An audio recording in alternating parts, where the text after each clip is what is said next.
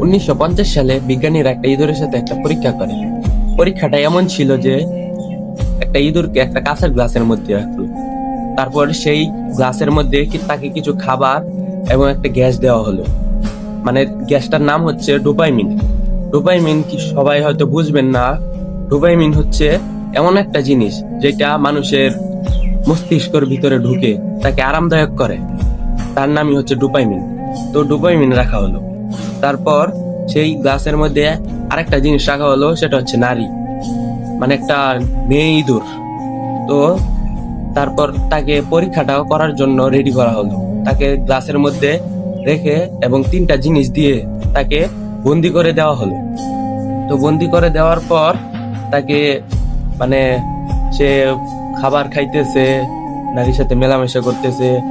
তারপর সে আর কি একদিন খুব ছুটে মানে দৌড়াদৌড়ি করতে করতে ওই যে গ্যাসটা মানে একটা লাল বোতাম রাখা ছিল, ওই লাল বোতামের মধ্যে ক্লিক করে, মানে ভুলবশত তার পাটা লাল বোতামের মধ্যে পড়ে যায়।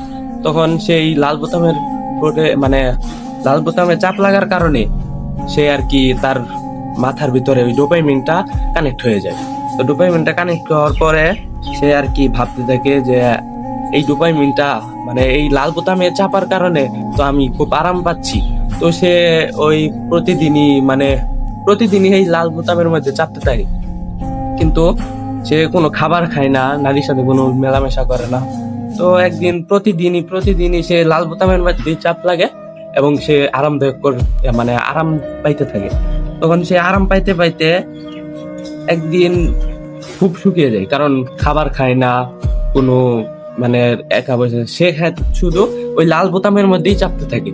তো লাল বোতামের মধ্যে চাপতে সে একদিন খুব রোগা পাতলা এবং চিকন হয়ে যায়। তো চিকন হওয়ার পর মানে এমন অবস্থায় যে সে খুব অসুস্থ, তারপরেও সে লাল বোতামের মধ্যে চাপতে থাকে। ওই যে ডোপামিনটা তার মস্তিষ্কের ভিতরে চলতে থাকে এবং সে মজা পায়, মানে নারীর সাথে কোনো মেলামেশা করে না, কোনো খাবার খায় না, সে শুধু ওই লাল বোতামের মধ্যেই চাপতে থাকে। তো এরকম চাপতে প্রতিদিনই চাপতে থাকে এবং কি সে রোগা পাতলা হয়ে যায়। রোগা পাতলা হওয়ার পর সে একদিন মারা যায়।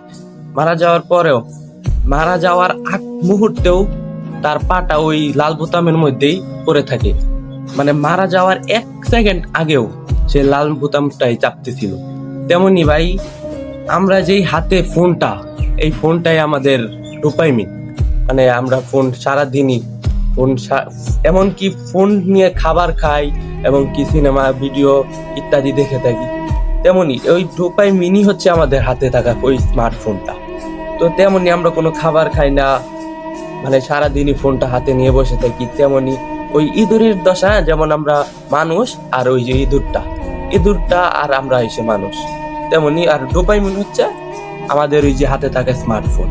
তো এমনই আমরা যদি ওই মোবাইলটাকে এমন ভাবে আকৃষ্ট ভাবে ধরে রেখেছি যে সেই ডোপামিন, আমরা কোনো খাবার খাই না, সারাক্ষণই শুধু মোবাইলটাকে নিয়ে পড়ে থাকি।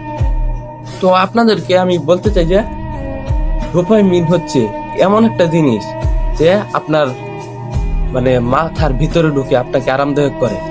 তো এমন কোনো কাজ করবেন না, মোবাইলটাকে আপনি মনে করেন যে ধরেন, কোনো সমস্যা নেই, আমি সেটা বলছি না, আপনি মোবাইলটাকে ধরেন, কোনো সমস্যা নেই, কিন্তু এমন ভাবে ধরবেন না যে আপনার ক্ষতি হয়।